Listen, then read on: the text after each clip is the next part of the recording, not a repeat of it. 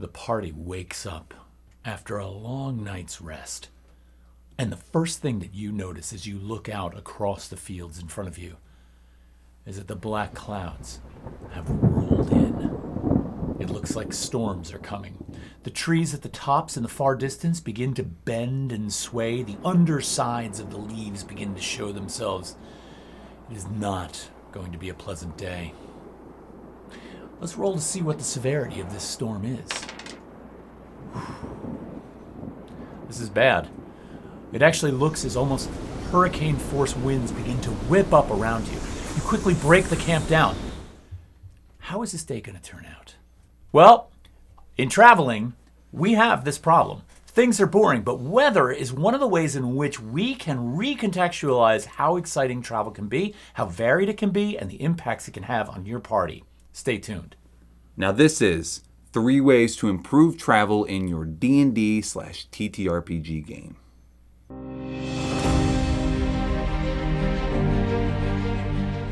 All right, so way number 1 that we can, spice up travel in your D&D or TTRPG campaign. Let's bring weather or a random weather table into your rolls at the start of a day. Yeah, imagine a series of contextualized tables based on where you are in your world that all focus on weather. Maybe in this location up north, there's more chance for rain and snow. So your table is populated with more of that stuff. Or maybe down south, there's more chance for tornadoes and or heat waves. So create a table, maybe based off of a D6, scaling from 1 to 6, 1 maybe being a nice sunny day, 6 being a hurricane shows up. Increase that difficulty scale on your table. Now, one place this could go is, let's say you do roll a 6 and you have a hurricane. This could trigger the rolling of a secondary table. Okay, it's severe. How severe? How high are the winds? Do the players have to roll checks, Constitution saving throws, to see if maybe they're going to take damage from this weather? Now, weather can do plenty of things on your journey. The first thing it could do is impede your travel. We're gonna pass over the mountain! Let us go under it! Let us go through the mines of Moria! So a blizzard could cause your party to have to hunker down and seek shelter for the day instead of traveling. A rising river could flood out a road and completely stop you in your tracks.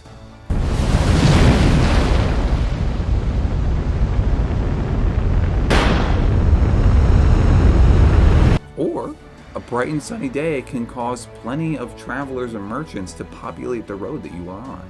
So you can see just with these few examples that we've thrown out that how weather can really impact and change your travel.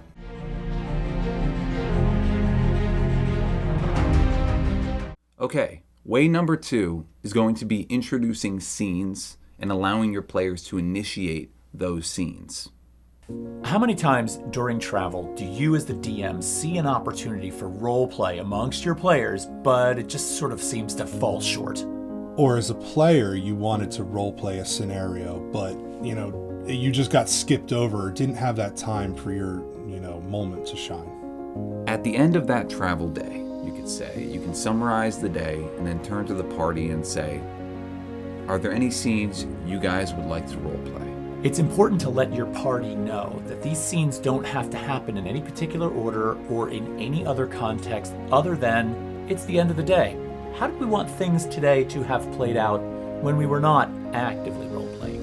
This is a perfect time for your characters to bond and force a roleplay interaction between, maybe just 2 party members or maybe the whole party is together just experiencing what happened during the day. And this gives you further chance as a player to show what your character was thinking about and wanting to do during their day. Maybe their party member had lost somebody and they really wanted to make a point to check up on them. That's so important. And whether it was a random encounter you played through during that travel day or something, it may have gotten skipped over. So doing this ensures that, you have full agency as a player to play out what that character feels like they would have done in that day. And as a DM, during these scenes, you are effectively training your players to utilize their characters as story builders. And so travel time now becomes a valuable piece of real estate for you, the DM, to start building that story. And last but not least, give your players agency to kind of set up the scene on their own. As the DM says, what scenes would you like to play out? One of the players can speak up and say, okay, we are, in the back room of our cabin, and, the rain is pouring and it's getting cozy, and, we sit down on the bed and talk about this. Let them kind of paint a little bit of the scene on their own.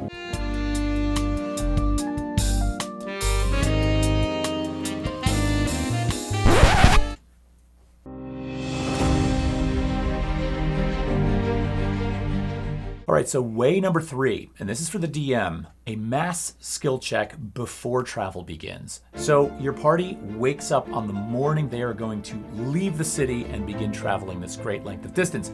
Did they stay out partying the night before? Did they wake up hungover? Is this going to be a bad day or a good day? We're going to perform a mass skill check to figure that out. Okay, when rolling this skill check, you're going to go around one by one to each player and have them roll a generic d20, not adding any modifiers to it. And then you're going to use these rolls, whether they were 11 and above or 10 and below, 10 and below being a failure, 11 and above being a success. You're going to use these as kind of a barometer to paint the narrative of this traveling experience. These rolls are going to create essentially a barometer of how your travel's going to go, whether it's 1 day or 10 days. It's just going to give you an overall feel for how it's going to go. All right, so an example of this, you have 5 people at your table playing. All 5 of them are each going to roll a d20. Let's say that 3 of them roll below a 10, and the other 2 roll above an 11. Well, this is about a 60 to 40% ratio of failure to success. To me, this paints a dark picture for the overall journey. Things don't start on the right foot. And from there, as a DM, I am going to base all of my checks going forward on that. So using these rolls and this kind of barometer, you are going to paint whether you're using random encounters and you're going to use darker encounters than more kind of like upbeat and jovial encounters. Or you can also use this barometer to paint the kind of scenes that we talked about in the last one that you can kind of do with your players. It's just an overarching kind of vibe of the entire thing. So these things are kind of interconnected. It's possible that the first encounter your party comes across during travel might have been overcome in the most dynamic and interesting way, and the party gains morale. Maybe the mood shifts. If you feel that way as the DM, maybe you roll another mass skill check, or you just allow things to improve a little bit. So to kind of like put all this together, sum it up, this is just a kind of an overarching how is travel going at this moment.